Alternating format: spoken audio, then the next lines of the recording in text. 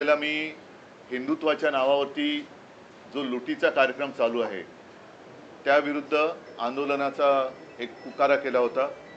त्यानुसार मी आणि सर्व शिवसैनिक यांनी गेल्या म्हणजे कालच्या नाही त्याच्या गेल्या रविवारी दादर इथल्या हनुमान मंदिराच्या समोर महाआरती केली, रामरक्षा पठण केलं। त्याच्यानंतर हा कार्यक्रम आता महाराष्ट्रात अनेक ठिकाणी व्हायला लागलेला आहे। येत्या 18 तारखेला नागपूरमध्ये हा कार्यक्रम होईल, जिथे मी स्वतः जाणार आहे। माझा प्रयत्न आहे की आता हिंदूंनी झोपून चालणार नाही, जागा झालं पाहिजे। आपल्या हिंदुत्वाचा, आपल्या हिंदू धर्माचा दुरुपयोग करून जर लुटण्याचा कार्यक्रम कोणी करत असेल तर त्यांना आता त्यांची जागा दाखवण्याची वेळ आलेली आहे। एकूणच काय की सध्या देशामध्ये फार विचित्र परिस्थिती आहे।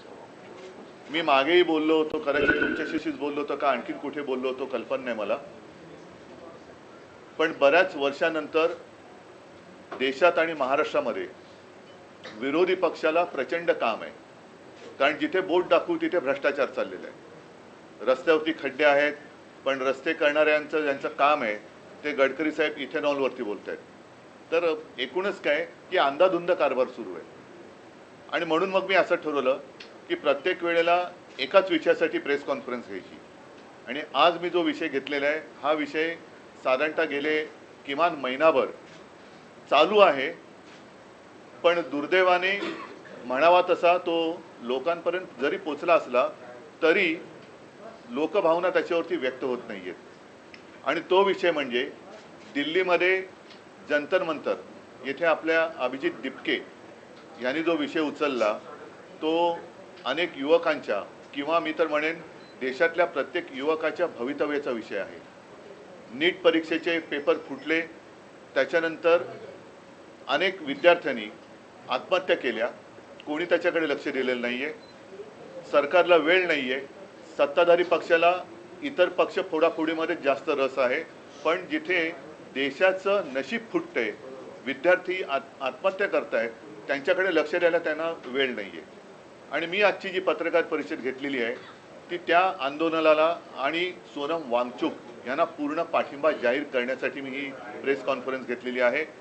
सोनम वांगचुक एक मला येऊन भेटून गेले गेल्या महिन्यामध्ये। नेहमी मला त्यांच्याबद्दल एक आदर राहिलेला आहे। त्यांच्या खरं म्हटलं तर बुद्धिमत्तेचा देशाने उपयोग करून घ्यायला पाहिजे, पण अशाही व्यक्तीला देशद्रोही ठरवून तुरुंगात टाकलं जातं।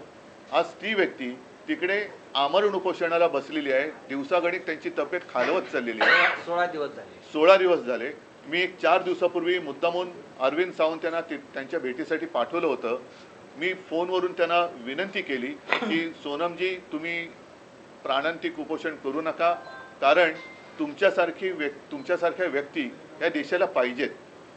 आणि सरकारला काय पडलेलं नाही, अशा एक एक व्यक्ती जर आपणहून जात असतील तर सरकारला ते हवंच आहे असं नाईलाजाने मला म्हणावं लागते। आज कोणाच्या लक्षात असेल किंवा नसेल, 2018 साली JD अग्रवाल ह्यांनी गंगेसाठी आमरण उपोषण केलं होतं। मला वाटतं 115 दिवसाचं उपोषण होतं। काय होतं त्यांच्या उपोषणाचा विषय? स्वतःसाठी काय मागत होते का? तर गंगेमध्ये जे काय सगळं बट्ट्याबोळ झालेला आहे गंगेचा, त्याबद्दल त्यांनी त्या उपोषण केलं होतं। त्यांनी प्राण सोडला, कोणी त्याची तशी म्हणावी तशी दखल घेतली नाही। गंगेत अजूनही त्याच्यानंतर कोरोना आला, गंगेमध्ये मृतदेह सोडले गेले, सगळा बट्ट्याबोळ चाललेला आहे। आणि आज देखील सोनम वांगचुक यांची प्रकृती ही दिवसागणिक खालवत चाललेली आहे। मी तर म्हणेन आज आता असा एक क्षण आलेला आहे, जरी मी या एका विषयासाठी प्रेस कॉन्फरन्स घेत असलो तरी सगळ्या जणांनी सगळे विषय घेण्याची आवश्यकता आहे असं नाही, मात्र एखादा विषय जरूर असा असायला पाहिजे की त्याच्यावरती देशातल्या सर्व राजकीय पक्षांनी एकत्र यायला पाहिजे। मी अजूनही तिथे कोणी पक्षाचे झेंडे घेऊन जावे या मताचा नाही आहे, कारण अभिजित दिपके हा युवक देशातल्या युवकांचा आवाज तिकडे उठवतोय। आणि हे युवक जे आहेत हे सुशिक्षित आहेत। म्हणजे आज सकाळी मी ते सोशल मीडियावरती बघितलं, ते असेल तर भयानक आहे, कारण 20 तारखेला मला वाटतं त्यांनी मोर्चा आयोजित केलेला आहे। आणि अभिजित दिपकेने असा एक दावा केलेला आहे की येत्या 20 तारखेच्या आत काही गुंड तिकडे सोडून हिंसाचार माजून हे आंदोलन उधळून लावण्याचा काही जणांचा प्रयत्न आहे. हे फार हिणकस आणि नीच वृत्तीचे लक्षण आहे. एकूणच सोनम वांगचुक आहेत, अभिजित दिपके आहे आणि सगळे जे काही युवक आहेत हे कोणासाठी लढत आहेत? देशातल्या सर्व युवकांनीच नव्हे तर त्यांच्या पालकांनी सुद्धा जागं झालं पाहिजे की अरे आत्महत्या करणारा हा जरी त्यांचा मुलगा होता किंवा त्यांची मुलगी होती, पण कदाचित उद्या आपल्यावरती वेळ येऊ शकते. हा विषय राजकीय पक्षाचा नाही आहे, राजकारणाचा विषय नाही आहे, हा देशाचा विषय आहे. आणि त्यासाठी मला असं वाटतं देशभर काही ना काहीतरी प्रत्येक, आता मी म्हणेन मग प्रत्येक राजकीय पक्षाने देशभरामध्ये आपापल्या राज्यामध्ये त्यांच्या समर्थनार्थ काहीतरी केलं पाहिजे. कारण देश जोपर्यंत जागा होत नाही तोपर्यंत या बेफिकीर सत्ताधाऱ्यांना त्यांची जागा कळणार नाही. काय मागतात सोनम वांगचुक? काय सरकार त्यांच्याशी जाऊन बोलले तरी का? मला आठवतंय जेव्हा अण्णा हजारे तिकडे उपोषणाला बसले होते तेव्हा सुषमा स्वराज यांनी एक भाषण केलं होतं. ते भाषण आजही उपलब्ध असेल. निदान त्यावेळेला त्यांच्याबरोबर चर्चा तरी झाली होती किंवा असावी असं मला वाटतं. तुम्हाला आठवत का? आता विलासराव देशमुखांची नियुक्ती केली होती. विलासराव देशमुखांची नियुक्ती केली गेली होती. आता कोणी तिकडे ढुंकून बघायला नाहीये तयार. काय फरक काय पडतो? जर एखाद्या व्यक्तीकडनं एखादं काम नीट होत नसेल तर त्या व्यक्तीला बदलण्याची मागणी होत असेल की जिच्यामुळे लाखो विद्यार्थ्यांचं भविष्य हे बर्बाद होत असेल तर त्या व्यक्तीला बदलायला काय हरकत आहे? ह्याच्यामध्ये कमीपणा काय?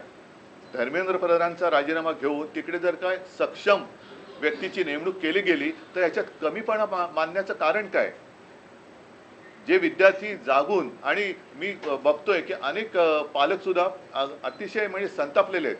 त्यांनी त्यांच्या आयुष्याची पुंजी लावून माझा मुलगा माझी मुलगी शिकली पाहिजे, सुशिक्षित झाली पाहिजे, मोठी झाली पाहिजे, मला शिकता नाही आलं पण माझा मुलगा किंवा मुलगी शिकली पाहिजे. त्या मुलाचं संपूर्ण शिक्षण आणि त्यांची आयुष्यभराची पुंजी ही एका याच्यात बर्बाद होते आणि कोणाला काही पडलेलं नाही आहे. बरं, त्याच्यात आणखीन आता हे बोललं तर पुन्हा महाराष्ट्राचा अपमान होईल असं मुख्यमंत्र्यांना वाटू शकतं. कारण या नीट परीक्षेचं जे काही पेपर फुटीचं केंद्र आहे हे महाराष्ट्रामध्ये होतं. अटका झाल्या, पुढे काय? पुढे काय? मग एकूण एका पाठोपाठ एक पेपर फुटत आहेत. त्याच्यानंतर आपल्या महाराष्ट्रातल्या शिक्षण मंत्र्यांच्या घरासमोर सुद्धा आंदोलनं झाली. तर कोणाला कारभाराची काही चिंता नाही आहे. देशात काय चालले त्याच्याबद्दल काही पर्वा नाही आहे. आम्ही आपले परदेशात फिरतो, आम्हीच आपले भाडीचे तट्टू आणून आमचं स्वागत करून घेतोय आणि सगळं काय आबादी आबाद आहे असं भासवतोय. हे मला वाटतं चांगलं लक्षण नाही. आज परत एकदा सांगतो, मी शिवसेनेतर्फे सोनम वांगचुक आणि या मुलांच्या आंदोलनाला पूर्ण पाठिंबा जाहीर करत आहे. आणि ज्या ज्या वेळेला शक्य असेल, जिथे आम्ही उतरण्याची गरज असेल तिथे महाराष्ट्रभर आम्ही तर उतरूच. आपल्या माध्यमातून मी देशातील सर्व पक्षांना सांगतोय की आपण देखील आपापल्या राज्यामध्ये, राज्यातील प्रमुख शहरामध्ये या युवकांना बळ मिळेल अशा पद्धतीने काही प्रतिकात्मक असेल, आणखीन काही असेल, हे समर्थनार्थ आंदोलन करा किंवा प्रदर्शन करा की जेणेकरून आजही देशातली युवा शक्ती, जी आपण देशाचे भाग्य विधाते समजतो, त्या भाग्य विधात्यांना कळेल की आजचे जे भाग्य किंवा दुर्भाग्य विधाते आहेत हे आपल्या सोबत आहेत. तुम्ही दिल्लीत जाऊन पाठिंबा देणार सहभागी होणार आहे का शिवसेना? ऐका, मी 20 तारखेच्या मोर्चात सहभागी सगळ्यांनी व्हावं असं म्हणालेलं नाहीये. ज्यांना जायचंय, मला जायचं वाटलं तर मी जरूर जाईल. परंतु किमान मी जिथे आहे तिथे तरी मी काहीतरी करावं. मी असं सगळ्यांना सांगत नाही की देशातल्या सगळ्यांनी चलो दिल्ली. नाही, तुम्ही जिथे आहात तिथे तर उभे राहा. मी मुंबईत आहे, मी मुंबईत तर उभा राहिलो पाहिजे. मी पुण्यात आहे, पुण्यात राहिलो पाहिजे. मी चेन्नईत आहे, चेन्नईत राहा. बंगालमध्ये, कलकत्त्यात राहा. सर्वत्र जिथे देशातल्या सगळ्या चहूबाजूनी हे रान पेटेल त्यावेळेला सरकारला या युवकांसमोर गुडघे टेकावे लागतील. आणि म्हणून जर मला वाटलं तर मी जरूर जाईन देखील. असं काही नाही आहे की मला त्याच्यामध्ये काय वाटतंय. पण आज सुद्धा ही जी त्यांची जी चळवळ आहे ती कोणत्याही पक्षाचा झेंडा हातात न घेता चाललेली आहे. कारण नाईलाजाने मला असं म्हणावं लागतंय की देशातल्या तरुणांचा आणि युवकांचा कदाचित ह्या फोडाफोडीच्या सगळ्या नीच राजकारणामुळे प्रस्थापित राजकीय नेत्यांवरचा विश्वास उडाला असेल आणि त्यांना असं वाटत असेल की कोणताच राजकीय पक्ष माझ्यासोबत नाही, तर आम्ही तर आहोत. पण तिथे कोणत्याही पक्षाचा झेंडा न घेता आंदोलन होत असेल तर त्याला माझा पूर्ण पाठिंबा आहे. विषय असा आहे की तुम्हाला असं वाटतं का, कारण तुम्ही इंडिया अलायन्स मध्ये एक प्रमुख पक्ष आहात, तर देशाच्या विरोधी पक्ष नेत्यांनी म्हणजे राहुल गांधींनी या व्यासपीठावर जाऊन या आंदोलनाला समर्थन दिलं पाहिजे? जरूर. म्हणजे माझं तर म्हणणं आहे, मला वाटलं तर मी सुद्धा जाईन. राहुल गांधींनी गेलं पाहिजे.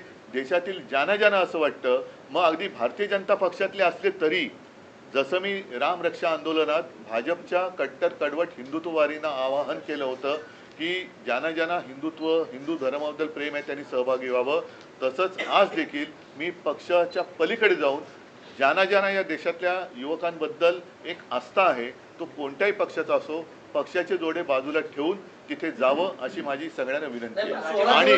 आणि नाही तर किमान आपण जिथे आहात, म्हणजे आता जसं तामिळनाडूमध्ये स्टालिन आहेत, ते विजय आहेत, केरळामध्ये आता काँग्रेसचं सरकार आले, कर्नाटकात आहे, तिकडे ममता दिदी जरी विरोधी पक्षात असल्या तरी सर्वांनी, अखिलेश आहेत उत्तर प्रदेशमध्ये, छत्तीसगडमध्ये कोण असतील, झारखंडमध्ये कोण असतील, तर संपूर्ण देशात किमान त्या राज्यातल्या प्रमुख शहरामध्ये सगळे जर का रस्त्यावर उतरले आणि याला पाठिंबा दिला तर मला वाटतं देशात 16 दिवस आंदोलन सुरू आहे. राहुल गांधी जिथे राहतात हक्केच्या अंतरावर आहे. बघा, हा विषय राहुल गांधींच्या भविष्याचा नाही आहे, हा विषय देशाच्या युवकांच्या भविष्याचा आहे. म्हणून आपण त्याच्यावरती चर्चा करूया. कोणी काय करायचं, समजा आज मी प्रेस घेतली नसते, मला तळमळ वाटली, मी घेतली. जेव्हा अभिजित तिपकेनं आंदोलन सुरू केलं होतं त्यावेळी संजय राऊत यांनी एक ट्विट करून एक फोटो केला होता की अभिजित तिपके आणि नरेंद्र मोदी यांच्या संदर्भातला तो आणि भेट झाली असं म्हटलं होतं की कुठेतरी भाजप पुरस्कृत हे आंदोलन आहे अशा प्रकारचे त्यावेळी त्यांनी तो ट्विट केला आणि त्या ट्विटमुळे त्यांच्याबद्दलचा जो संभ्रम होता तो दूर झाला आणि त्याच्यानंतर भारतीय जनता पक्षाची जी एक वृत्ती दिसते, असंवेदनशीलता, ही जाहीर झाली. कारण हा फोटो त्यांनीच कदाचित ट्विट करून ते तसं करू शकले असते, पण संजय राऊत यांनी ट्विट केल्यामुळे त्या अभिजितवरचा संभ्रम दूर झाला. आणि आता जे दिसते, म्हणजे आता सोनम वांगचूक हे मी त्यांना स्वतः विनंती केली की तुम्ही असं करू नका, उपोषण सोडा, पण तो माणूस तो मेरा कुछ भी होने दो लेकिन देश का भला होना चाहिए. आता अशा व्यक्तीसमोर आपण काय बोलायचं. म्हणून आज सुद्धा मी एक त्यांना आपल्या माध्यमातून हात जोडून विनंती करतोय की वांगचूकजी, आपल्यासारखी माणसं आम्हाला हवी आहेत, देशाला पाहिजे आहेत. हे सरकार असंवेदनशील आहे.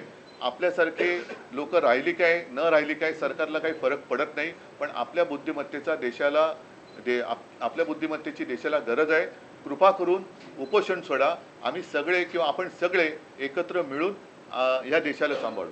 मागच्या काही वर्षांपासून एक पांडा पडतोय. शेतकऱ्यांचं आंदोलन असेल किंवा कोणाचंही आंदोलन असेल, महिनो ते चालत राहतं, परंतु सोनम वांगचूक यांचं आंदोलन हे आमरण उपोषण आहे आणि पुढे जाऊन असं काही बरवाईट होऊ नये यासाठी तुम्ही विरोधी पक्ष म्हणून सरकारवरती, केंद्र सरकारवरती सुद्धा दबाव आणण्याचा प्रयत्न करणार आहात का? कोणाशी मी आता जे बोललो तर तेच आहे.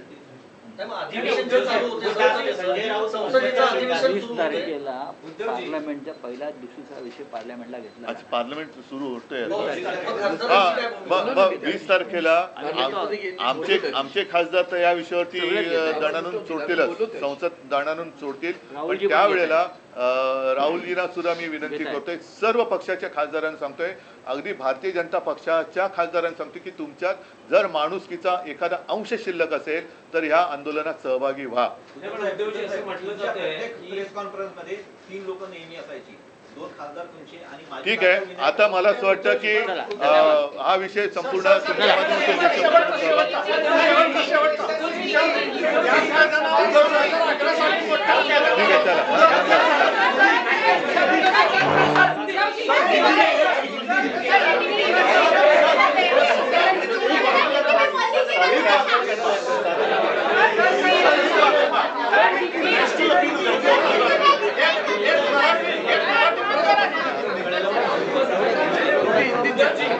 ठीक आहे, पिछले कुछ दिनों से आप देख रहे हो एक विषय पर आंदोलन चल रहा है, लेकिन मुझे नहीं लगता सारे लोगों ने उसके ऊपर कुछ ध्यान दिया है. लेकिन विषय तो बहुत महत्वपूर्ण है. अपने देश की युवा का भविष्य उससे जुड़ा हुआ है और वो जो विषय है स्वाभाविक है. नीट की जो एग्ज़ाम थी उसके पेपर लीक के बारे में है. अभिजीत तिपके जो अमेरिका में रहते थे, अपने पढ़ाई के लिए गए थे, उन्होंने वहाँ से आवाज़ उठाई, लेकिन हमारे देश में से किसी ने आवाज़ उठाई नहीं थी. वो अमेरिका छोड़कर यहाँ आए, आवाज़ उठाई. एक कॉकरोच जनता पार्टी नाम से उन्होंने एक आंदोलन शुरू किया और आप देख रहे हो कि बहुत ही सपोर्ट सोशल मीडिया पर उनको मिल रहा है। आज मैं आपके साथ इसलिए बात कर रहा हूँ क्योंकि पिछले 15 दिनों से सोनम वांगचुक जी वहाँ अनशन पर बैठे हुए हैं। दिन ब दिन उनकी तबीयत है वो कमज़ोर होती चली जा रही है।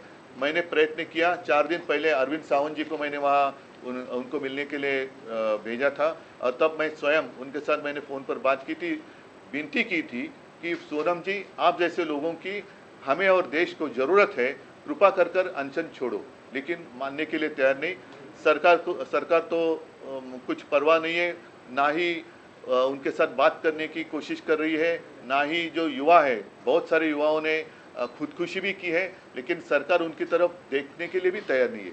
और इसलिए मैं चाहता हूं कि अब समय आया है पूरे देश में अपने अपनी पार्टी का जो एजेंडा है बाजू में रखकर हम सारे लोग इकट्ठा आकर वो जो आंदोलन चल रहा है उसका समर्थन करें।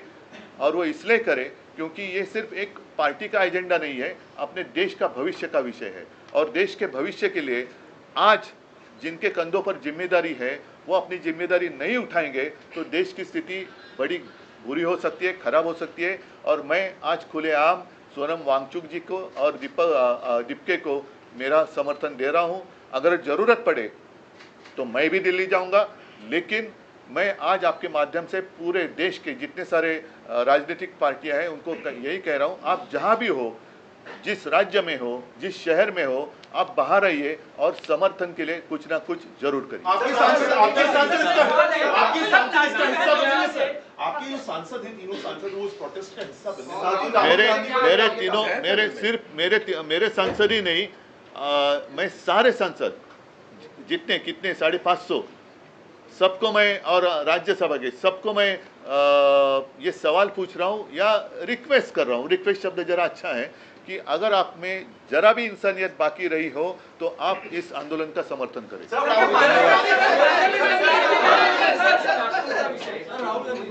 सर,